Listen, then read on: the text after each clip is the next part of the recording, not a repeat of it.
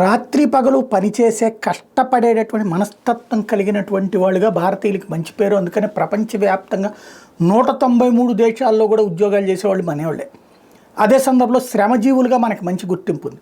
క్రమంగా ఇప్పుడు ఈ దేశం మీదన వల విసిరారన్న కానీ మనం కూడా ఈ అత్యాధునిక వసతి సదుపాయాల అలవాటులో పడ్డాక జరిగినటువంటి మార్పులలో వచ్చినటువంటి ఇంపాక్ట్ అనుకోవాలా, లేదంటే మారిన పరిణామం అనుకోవాలా?